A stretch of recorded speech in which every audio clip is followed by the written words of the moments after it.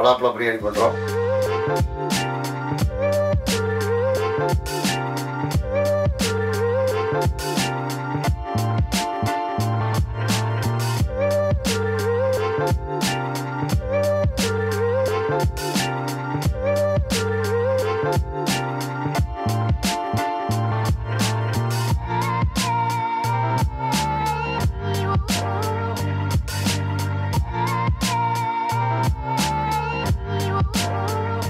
வணக்கம், நான் உங்கள் மைசா ராஜன்.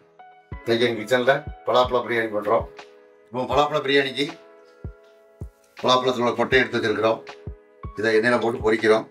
கொஞ்சம் பழமாக இருக்குது, இன்னும் கொஞ்சம் காய் பழமாக வாங்கிடுங்க.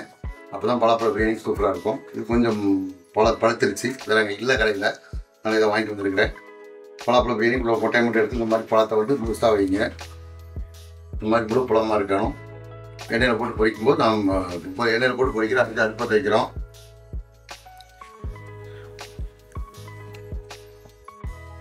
பலாப்பழம் பொரிக்கிறோம்.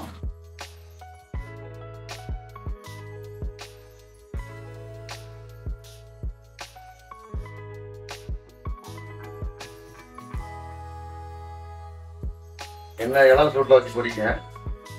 ரொம்ப சூடு அதிகமாக இருக்கக்கூடாது. அதிகமாக சூடு இருந்ததுன்னா பழப்பழம் கரிஞ்ச மாதிரி வந்துடும்.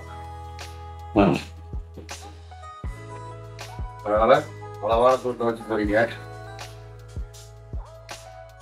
பொரிஞ்சு வரணும் பழப்பழம்.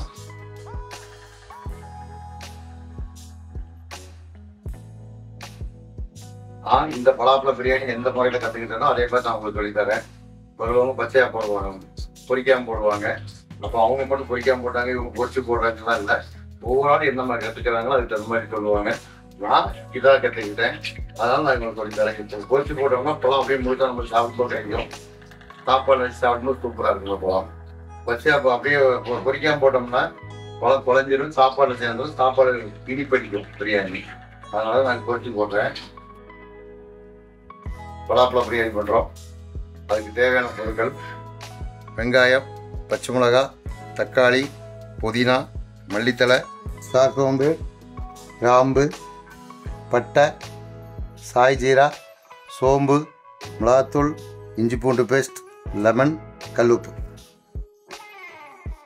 பலாப்பழத்தை ஏற்கனவே பொரிச்சு வச்சிருக்கிறோம். வெஜ் பிரியாணி தான் 1/4 கிலோ. இந்த பலாப்பழ பிரியாணி கொஞ்சம் பசையாக இருக்கணும். அதில் பசத்தன்மை இருக்காது. சிக்கன் பிரியாணி, மட்டன் பிரியாணி மாதிரி இதில் பசை இருக்காது. அதனால் 300 ஆயில் ஊற்றுறோம். ஆயில் காஞ்சிருச்சு. 4 கிராம் போடுறோம். ஒரு 2 கிராம் பட்டை உடச்சி போடுறோம்.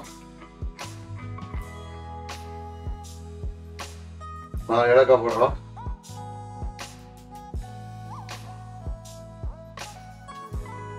சோம்பு 1 டீஸ்பூன் போடுறோம்.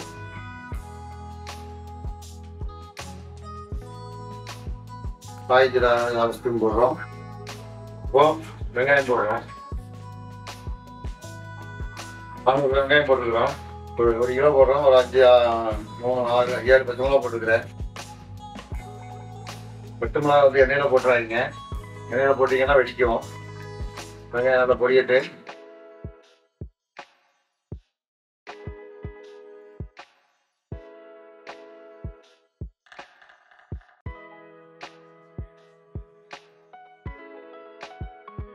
பிரியாணிக்கு வெங்காயம் எவ்வளோ வதக்கிறோமோ அதே மாதிரி தான் இதுக்கும் வதக்கணும். அதான் இந்த பழமாக இருக்கிறதுனால வெங்காயம் கம்மியாக வதக்கலாம், பொருள்கள்லாம் இருக்கக்கூடாது. வெங்காயம் எந்தெந்த பிரியாணிக்கு என்னென்ன இப்படி வதக்கிறோமோ பிரியாணிக்கு உள்ள பொருட்கள் தான் இருக்கும்.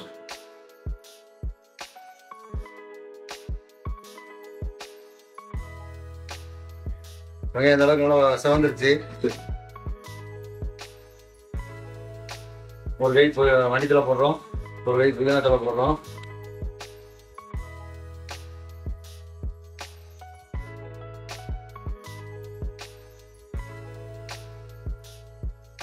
இஞ்சி பூண்டு போடுறோம்.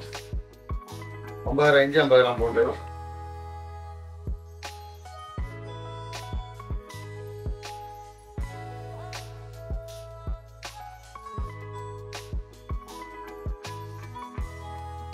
தக்காளி போடுறோம் 200 கிராம்.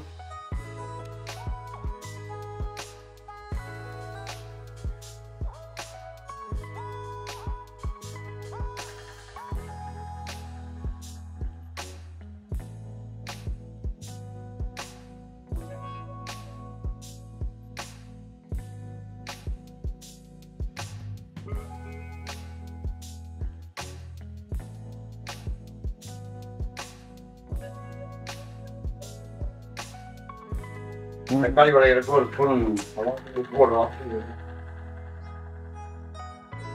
தக்காளி சட்டுன்னு குறைஞ்சிடும்.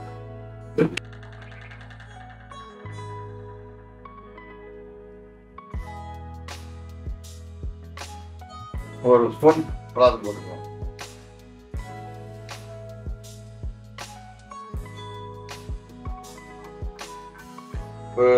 பாதி எலுமிச்சம்பழம் போடுறோம்.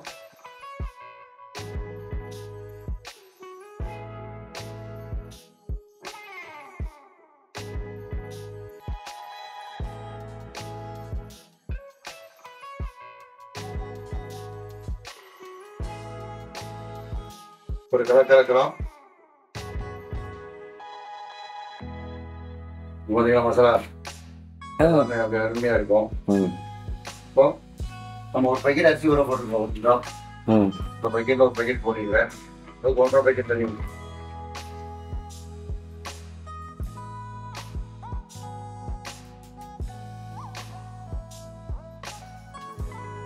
ஒரு பேக்கெட் சாப்பிடணும். ஒரே சப்ளை தன்மை இருக்கும்.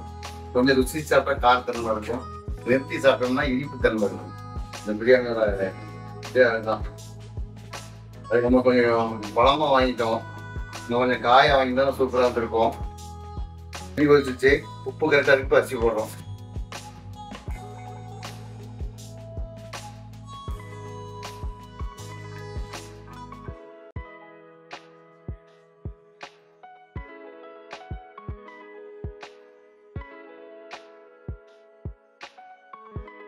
கீழே தோசைக்கல் எடுத்துட்டு அதுக்கு மட்டும் பாத்திரத்து மேலே வச்சு மூடியை போட்டு தோசைக்கல் ஒரு 5 நிமிஷம் பழக்க போட்டு வச்சிங்கன்னா தம் ஆயிடும்.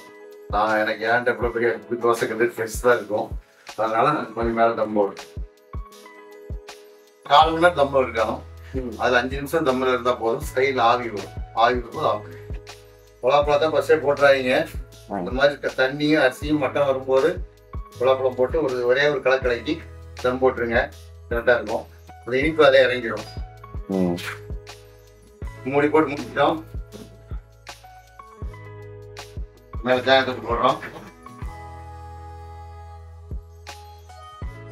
ஸ்டைல ஆவி வரும். இதோட தம்மை ஆஃப் பண்ணிடுவோம். ஓகே, கரெக்டாக 1/4 மணி நேரம். தம்மு அரிசி 1/4 மணி நேரம், தாளிக்கு 1/4 மணி நேரம், தம்மு 1/4 மணி நேரம். மொத்தம் ஒரு பிரியாணி பிறகு 3/4 மணி நேரம். பலாப்பழத்தோட வாசம்,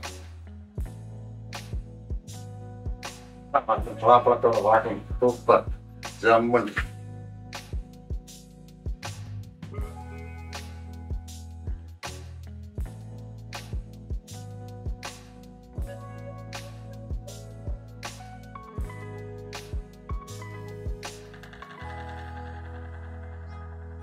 பல்ஸ் இருக்கிறதுனால சாப்பாடு கொஞ்சம் ஒட்டி இருக்குது. நல்ல பழமா இருக்கிறனால கொஞ்சம் காயா இருந்தா தனியா அந்த பீஸ் அப்படியே தெரியும். இந்த பலாப்பழம் அப்படியே தெரியும். மனம் பாருங்க அப்படி இருக்கு. அப்படி ஒரு ஸ்மெல் பழம் வீட்டுக்குள்ள பழம் இருந்தால் அப்படி இருக்குமோ அந்த மாதிரி இருக்குது. பிரியாணி சூப்பராக இருக்கும். நீங்களும் வீட்டில் அதே மாதிரி செஞ்சு சாப்பிட்டு போறீங்க. உங்கள் வீட்டில் சின்ன ஃபங்க்ஷன் பெரிய ஃபங்க்ஷன் ஏதாவது சொல்லுங்க. உங்கள் பட்ஜெட் இந்த மாதிரி செஞ்சு தருவோம். பிரம்மாண்டமாக யோகம் எப்படி வேணாலும் கூப்பிடுங்க. இதே மாதிரி செஞ்சு சாப்பிட்டு போறீங்க. செம்மையாக இருக்கும். நன்றி, வணக்கம். மைக்ஸா ராஜன். நான் கவர்மெண்ட் கேட்ரிங் வச்சுருக்கிறேன். என்னோட கேட்ரிங் பேர் மைக்ஸா கேட்ரிங். நீங்கள் என்ன எப்போலாம் தொடர்பு கொள்ளலாம். என்னோட ஃபோன் நம்பர் 97 50 52 82 50. உங்கள் வீட்டு ஃபங்க்ஷன் எதாக இருந்தாலும் சின்ன ஃபங்க்ஷன் பெரிய ஃபங்க்ஷன் வரைக்கும் நாங்கள் செஞ்சு கொடுப்போம். ஈவெண்ட் மேனேஜ்மெண்ட் வச்சுருக்கிறோம். நீங்கள் என்ன எப்போனாலும் கூப்பிடலாம். என்னோட ஃபோன் நம்பர் சொல்லியிருக்கிறேன். அந்த நம்பருக்கு நீங்கள் எப்போ 24 கூட்டம் நாங்கள் எடுப்போம்.